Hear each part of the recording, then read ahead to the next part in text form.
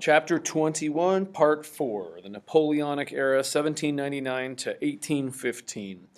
Napoleon came in at the end of the French Revolution and took over by force. He took over for the director, weak dictatorship that was ruling somewhat dictatorially, and he came in to save the day. And his story is, he said he would save the revolution and he would end the revolution at the same time, preserve the best parts of it and stop the worst. And he becomes the most powerful single leader in French history and arguably one of the top few in European history because he conquered in a very short amount of time most of Europe. Let's get into his rule. The man of destiny. This is what he always said about himself. I'm a man of destiny. He had an incredible ego. We would call him a megalomaniac, if you've ever heard that term. It means someone that had such a high view of themselves that they really believed they could take over the world. Here's another one of these myths about Napoleon, that he was short. Everyone always thinks of him as this little short guy. That's sort of a myth. He was 5'7", which was very average for his day. The myth of him being short was primarily perpetrated by the British, who were his biggest enemies, as a way to tear him down and attack his credibility in the press and by drawing little cartoons of him. So most people think that he was actually normal size. Here's another myth about Napoleon, that he was French. Turns out he's not. He's Corsican, Corsica is a little island off the coast of Italy, and it really more has an Italian heritage than a French heritage. In fact, Corsica was taken over by France while Napoleon was a small child living on the island. So really Napoleon is primarily an Italian. Napoleone is an Italian name. Buonaparte. These are Italian names, not really French. So the irony here is that the most important, maybe French leader of all time, and certainly the most powerful, really wasn't even French. He's Corsican, which is more like Italian. He basically was from a family that had some minor nobility in them, in terms of being a father was like a minor government official. And he sent Napoleon off to military school when he was 10 years old. So Napoleon's entire life is shaped by the military from the time he's a little kid on up. In fact, his career rises with the revolution. He was a general in these revolutionary wars being fought against Austria, Prussia, and the rest. And he had incredible victories, and that's what allowed him to be famous and powerful and widely known enough to take over the government when he did. So he's a full-time, military-obsessed kid the whole way through. During the revolution, again, he had some victories over Austria. When they were trying to export the revolution, he was one of these young guys leading the army, and he had some success there.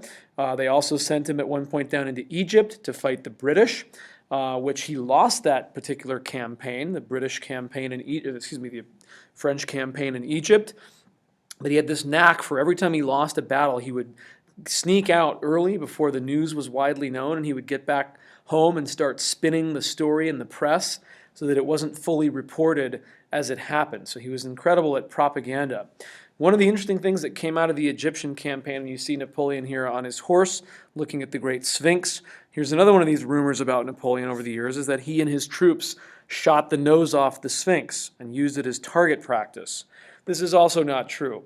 So Napoleon's a guy that kind of, attracts all of these mythological stories and folklore attached to him, and he didn't mind that a bit because it just pumped up more of his importance and his ego.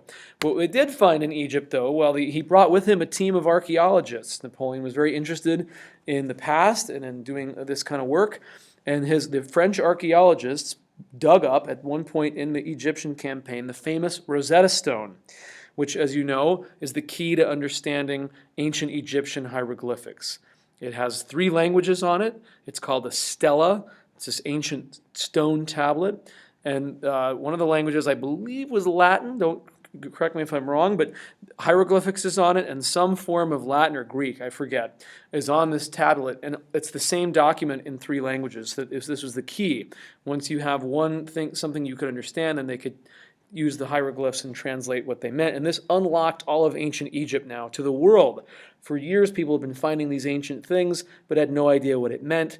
And now Napoleon's guys have got it. Of course, they lost this campaign, and the British immediately stole the Rosetta Stone from the French army, put it on a boat, shipped it back to London, and this has been sitting in the British Museum ever since. So the French didn't really have the chance to even decode it. The British archaeologists took it from them, and they did that work. So cultural stuff comes out of this war. Kind of interesting. Napoleon took over in the 1799 coup called the Brumaire coup. Again, the directory was kind of weak. Here's the interesting thing about it. He was invited to take over the government by Abbé Sieyès, the same guy from the beginning of the French Revolution who had said that we need the third estate. What is the third estate? To be prominent. What are we? Nothing. What should we be? Everything. That guy that was so big on liberalism and Republican government had changed his tune by the time he was an older man, 10 years down the road, and had seen the chaos and violence of the French Rev. And he was calling for confidence from below, from the people, but authority from above. We need a man to come in and put a stop to the reign of terror and all this chaos. He said, we need Napoleon. So he was invited. Napoleon came in with a small force of troops, as you see in this picture, and literally disbanded the French Assembly, the legislature, which was part of the Directory, by force at gunpoint, and proclaimed himself the new leader. And they said we were going to have what's called a consulate, which is a three-man leadership team. So the Directory had 5 guys. Now the consulate has a 3-man executive. And he immediately held a plebiscite to get the people of France to approve this act, his overthrow of the government. A plebiscite is where you have a yes or no vote. You're not choosing between 2 people. You're saying, here's a decision, up or down, yes or no. And oftentimes this is used by people like Napoleon and other dictators to kind of make something legitimate that they already did after the fact. And it's sort of like a sham election. So Napoleon holds this plebiscite, and guess what? 90-some% of the French people say, yeah, we're okay with what he just did. He then used that as an excuse to make himself consul for life. Okay? Another way of saying plebiscite is referendum. We use that term in the modern world. Have a yes or no vote on a particular issue. And then Napoleon made himself, again, consul for life, and then declared, the revolution is over. I am the revolution. So again, that ego. I'm the savior of the country. He set to work right away on his domestic reforms. This is maybe the most important stuff. He said, I'm going to preserve the best parts of the revolution, the part that brought equality. I'm all about that. He brings stability and order. So his legacy is sort of mixed, but here's some of the good stuff. The Civil Code of 1804, also known as the Code Napoleon. This is a written code of law that established equality for all men, security of property and wealth, and it solidifies the importance of the middle class. In the law code, feudalism and serfdom were forever abolished. So these are the things that the revolutionaries wanted at the beginning, and he preserved them. He created the Bank of France, which helps create economic stability, of course, and you can have loans and a currency that's stable, because you remember at the beginning of the revolution how unstable the nation was and there was no central bank. Now we got one. He created a new economic order, essentially, that helps the peasants all over France gain some land and status, and they're no longer serfs. So that confirms what they had done in the August decrees back in the Revolution. The way he ran his government is known as the new bureaucracy, where you want to work for the government, be a government official. It's open to anyone with talent. It's not just on who you know. You can't buy a position anymore. No more nobility of the robe. That's all out. It's on merit, your hard work, your intelligence, your capability, your talent. That's how you get promotion in the army and in the government. So it changes every part of the old regime, which was based on who you knew and who you could pay. The aristocracy, the nobility that was out there still, he welcomed them back. Remember those emigres that had fled the country and they were going to plot with Austria? He said, we need those people. They're rich. We need their resources. Get them back into the country. He welcomed them back with amnesty, which means forgiveness, as long as they signed an oath saying they were loyal to the new French government. He created lycées, which were high schools, public, mandatory public education now in older grades to promote education.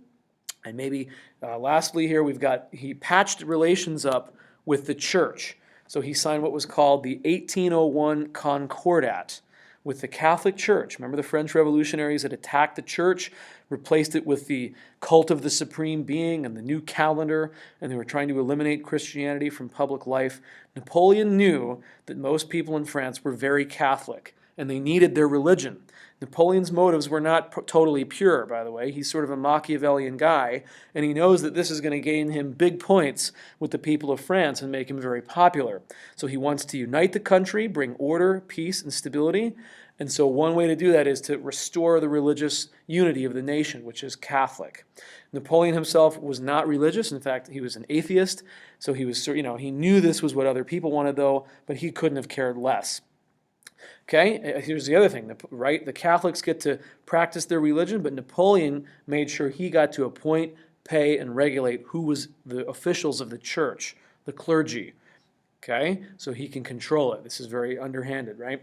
So also he got rid of the calendar. He abolished that revolutionary Republican calendar and restored the Catholic Christian calendar. All of this was very popular in France. He looked good. The people were happy. Win-win. The Pope was happy. He's now got some allies. All right, let's go on here. The social impact of Napoleon's reforms. Well, for women, they weren't very good.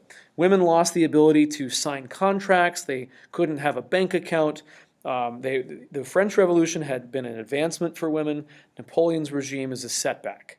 He believes in what's called the family monarchy, where the father and the men of the home rule the home like a little kingdom, and his laws and policies support that. So for women, a setback. Also, if you're interested in real liberty under Napoleon, you're not going to get it. Freedom of speech was cut. Freedom of the press was out. And elections at this point were sort of a farce. There really aren't free elections anymore. So these are some of his negatives. He also was big on a secret police force led by a guy named Joseph Fouché.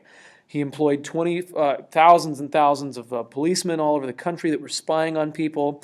And by the end of his rule in 1814, he had more than 2,500 people locked up as political prisoners that had spoken against him. So he was not above any of these means of slight terror. He wasn't killing people quite like the revolutionaries were, but he's certainly not allowing freedom of speech either.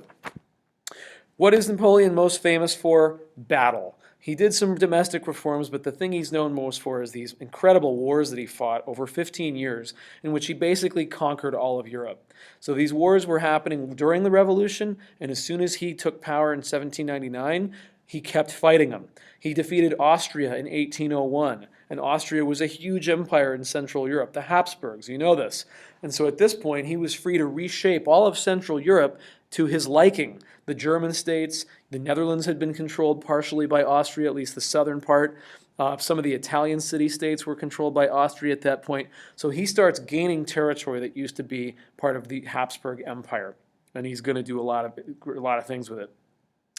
One interesting side note of these whole Napoleonic Wars, in 1803, in the midst of him fighting lots of places in Europe, and there was a slave revolt in Haiti, in North America, which was a French colony at the time, there was this huge slave revolt about to happen. And Napoleon had so much going on in Europe that he decided to cut his losses and get the French out of North America. Okay? Remember, the French had already lost a bunch of stuff, but now Napoleon has reconquered it by conquering other countries in Europe. He's taken portions of that back. And he decides to sell huge 828,000 square miles of territory in North America to the new United States. I got to get out of here. I got too many issues in the world. I got to get back into Europe and win my battles in Europe. And he sold Louisiana to the United States. This is Thomas Jefferson as president, for 42 cents an acre, in one of the best land deals of all time. So Napoleon plays this huge role in the doubling of the United States' size because he needed money and he needed to cut his political losses and get back to Europe. So interesting side note. Here's one of the more famous battles that he lost. The Battle of Trafalgar, on your screen now. He defeated Austria, then he turned his sights on England, who's always the great nemesis of anyone that wants to conquer Europe. You got to get the English. The Spanish tried it with the Armada. They lost. Napoleon's going to try it. He's going to lose too. Hitler's going to try it. He loses. The key to getting Europe is always defeating England. This is 1805. Famous naval battle, actually held off the coast of Spain. That's where the two navies happened to meet up. The British were coming down to meet him. The French Navy was coming out of the Mediterranean, and they met in the Atlantic off the coast of Spain. The British were led in this very famous battle by Lord Nelson, this incredible naval hero. And this was a major naval victory for Britain, for the British. And it's a turning point, like so many of these battles are in world history with Britain. Turning point. They don't win. The British win, the French lose. It maintained British supremacy on the seas, and there would be no invasion of Britain. There hardly ever is. This is something that always seems to hold up. The British come up big when the times are tough. And sadly for the British, their hero, Lord Nelson, was killed on the deck of the ship. During the battle itself, he was mortally wounded, but Lord Nelson will go down as one of the great military heroes of all time. And in his honor, you see some of the publications that were put out, the most glorious naval victory ever, led by the renowned, look at this, just read it. They love this guy to this day in England. He is their hero. He's like Eisenhower on D-Day for us, or one of these guys that came up big. And in honor of this victory at Trafalgar and for Lord Nelson, in London, central London, they built Trafalgar Square. This is the heart of the city of London. It's where, right, you can see the Parliament building down there, the Big Ben, the clock tower. Thousands of people can gather here. This is sort of like Times Square in London today. Tourists are there, locals are there, pigeons are there, and they have big concerts and New Year's Eve celebrations. And this is in honor of Lord Nelson. And guess who's at the top of that column? Nelson, the winner of Trafalgar. And he is pointed toward France. They've positioned him on that column, forever facing France, who he defeated in this great battle. So great place. When you're in London someday, go to Trafalgar Square and you will know the story. The wars didn't go on, though. He continued to fight over and over again against this new coalition called the Third Coalition. And you notice that Austria went out and got themselves some allies here for another round of battle. This time they put together Russia, Sweden, and the British are still a part of it because he now wants to go east, Napoleon. So now he pushes east, and these guys are trying to stop him. He came up big at a battle called Austerlitz, which he won in the early 1800s. This was against Prussia, I believe. And at this point now, he's defeated the two major armies of Central and Eastern Europe, Austria and Prussia. And now, what he did was he ended the Holy Roman Empire. This has been going on for 1,000 years, this very confusing bunch of city-states in Central Europe. He abolished it. This is the German states. This is all that stuff that we've never really been able to figure out. He said now it's going to be called the Confederation of the Rhine, and it's a territory of France. And I am the protector. He took the title Protector of the Confederation of the Rhine, and he brought some political stability to this part of Europe that had been chaos for just centuries. Okay? Then, so now he's basically goes on and fights the Prussians even farther east in these famous battles of Jena and Auerstadt, 1806. Prussia, in these battles, loses, and they lost half their population. So he is just tearing through Eastern Europe, defeating everybody in his sight. Remember the Prussians with their blue boys and all that? They're out of the picture. Now he has what's called the Grand Empire. Take a look at this map. This is really important. This is the extent of Napoleon's empire at its peak, which was around 1812. The dark green is France itself and its direct possessions. The light green is everything that he had conquered. So all of Central Europe, down into Italy, even into Poland, Spain he had conquered at this point, and he installed his brother as the king of Spain. Everywhere he went, he put his family members into power so that he had like a personal monarchy all over Europe.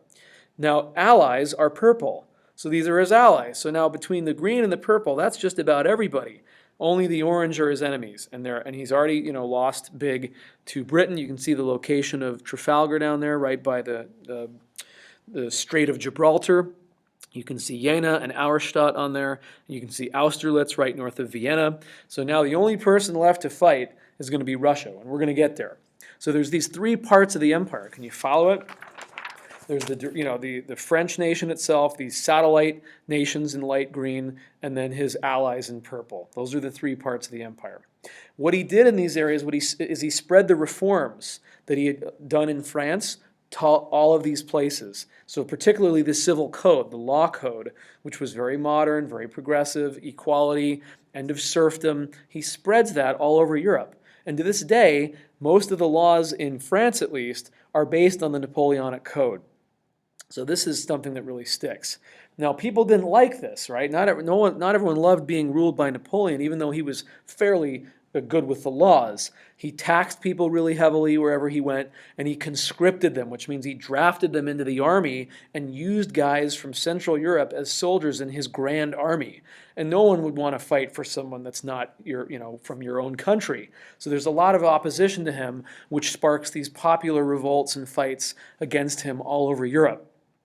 At this point, Napoleon, in about 1804, has enough authority and he's conquered enough in Europe that he crowned himself emperor in Notre Dame Cathedral in Paris, this elaborate ceremony. We're going to look at this famous painting of this in class by an artist named Jacques-Louis David, and it's this enormous ceremony that he concocted for himself, where he crowned himself as Emperor of Europe, not just Emperor of France, but eventually Emperor of Europe, and it's this really amazing painting. So we'll get to that shortly. So how does Napoleon fall apart? Opposition, failure, and defeat. Well, it starts with Britain, of course, his old enemy that he couldn't ever get. He tried to wage a blockade. He couldn't defeat them militarily, so he said, I've got this new way. It's an economic blockade where I won't let people trade with Britain. It's called the continental system. Europe and all of my possessions in Europe will trade with each other, but no one will trade with England and will force them into submission economically.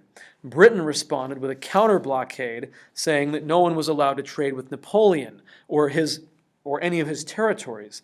Who was particularly affected by that? The United States, us, the Americans, because we wanted to trade with everybody. These are our main two, economic partners, England and France. So Napoleon said we're not allowed to trade with Britain.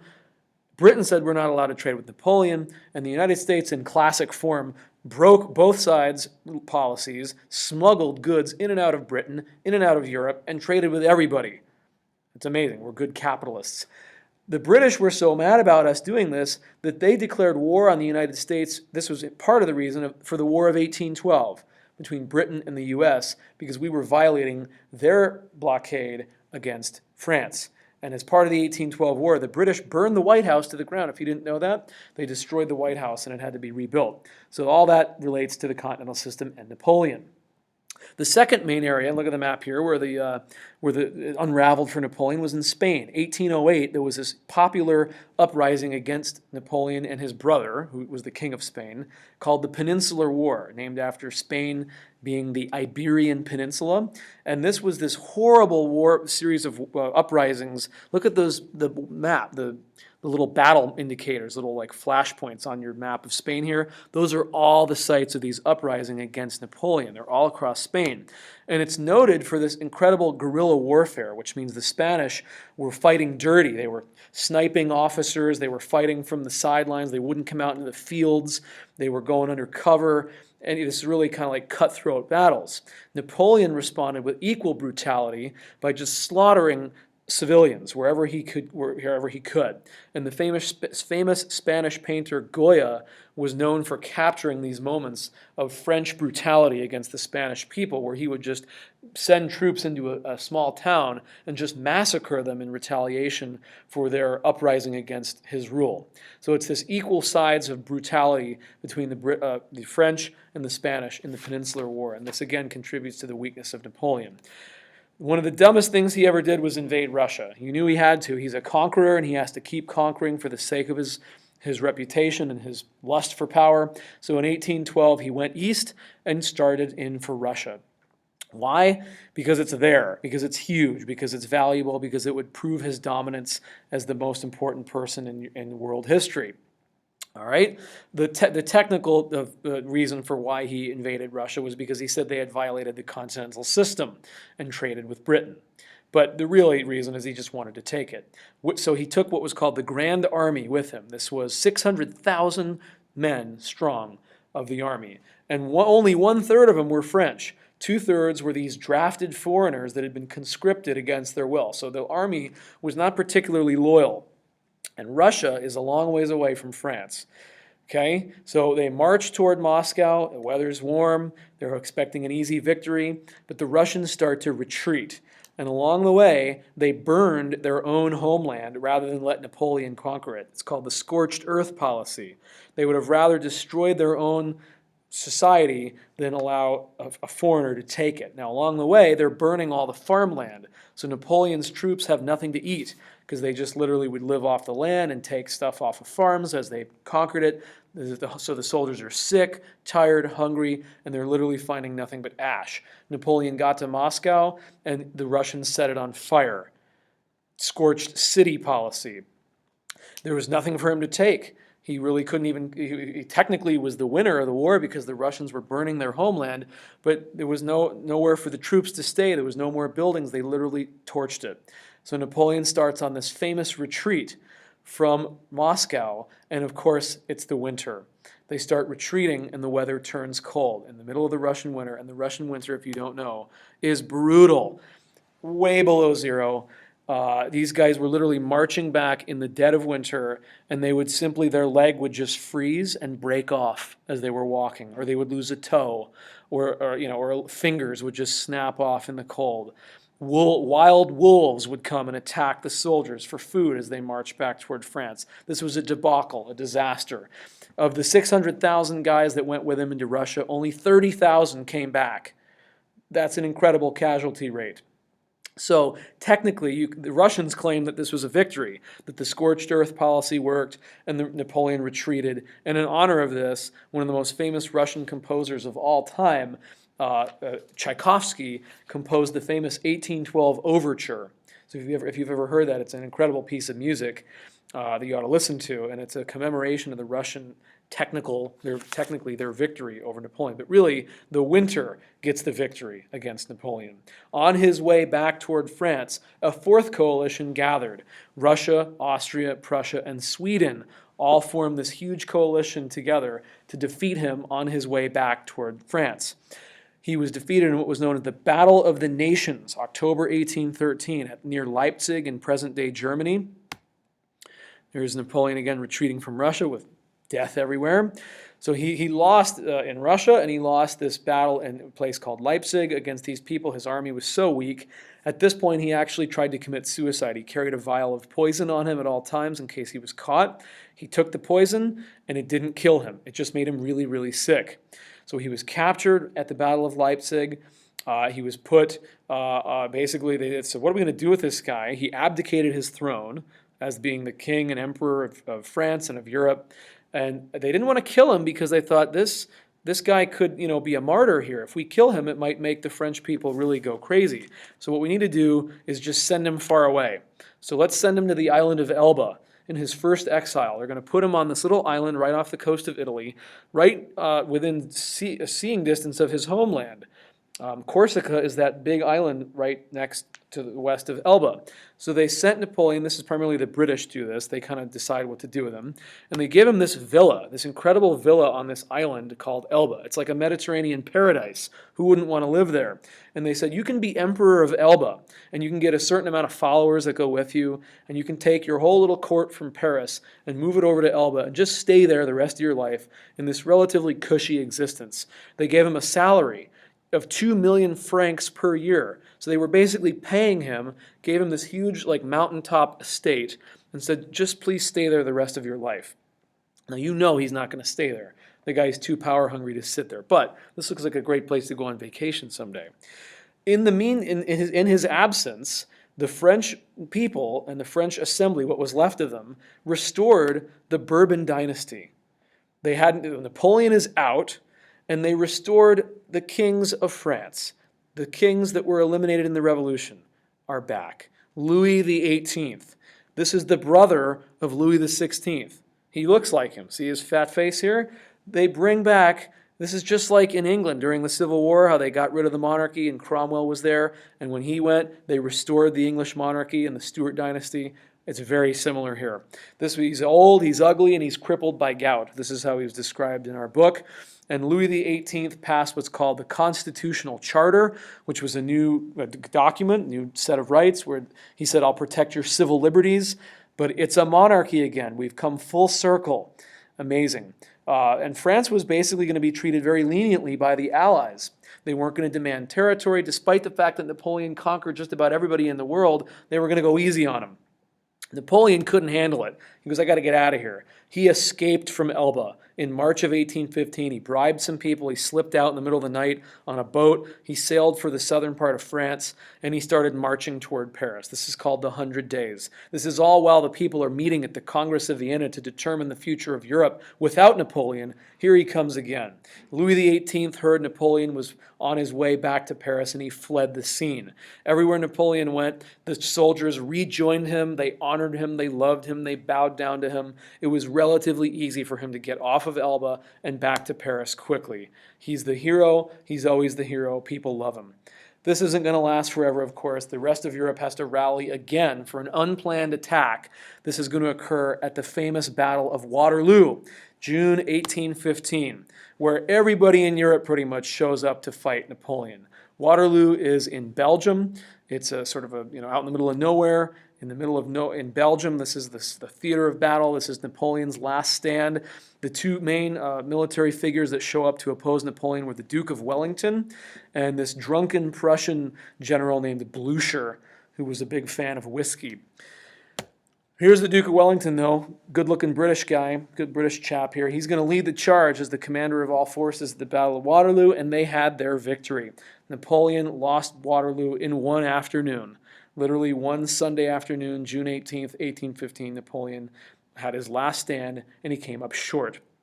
The Duke of Wellington is another one of these incredible British heroes. He's aristocratic, he's pompous, but he was a wonderful soldier.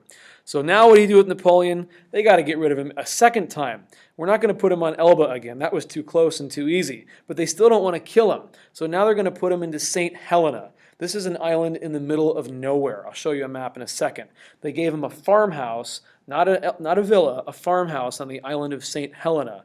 And there he is, Napoleon, bored out of his mind for the rest of his life. He wrote his memoirs there. He died a few years later of stomach cancer. But here's where St. Helena is. Take a look at this. Almost halfway across the Atlantic between Africa and South America. And the British were so worried that he would get off of this island that they circled it with warships 24 hours a day for the rest of Napoleon's life until he died. While he's on the island, again, he writes his memoirs. He spins his whole life story as a hero. He becomes a romantic legend of conquests and romance. He died in 1821 of stomach cancer, so just about 6 years after he moved to St. Helena. And about 20, 30 years down the road, the French were like, can we have Napoleon back, please? And the British said, sure. And so they arranged for his body to be moved back up to Paris, and they built him in Paris this incredible tomb called Les Invalides. It's actually part of the Veterans Hospital that Louis XIV built in Paris. They add onto it to make this incredible dome for Napoleon's tomb. And here's his grave. Isn't this magnificent? The names of his battles are etched all over the marble around him. He's in this huge marble sarcophagus. And to this day, Napoleon is a French national hero. People love him. They've forgiven his sins, and they acknowledge him as one of the best they've ever had. That's the story of Napoleon and the French Revolution. We came full circle, and that's also going to conclude first semester. So it's halftime. Thanks for playing.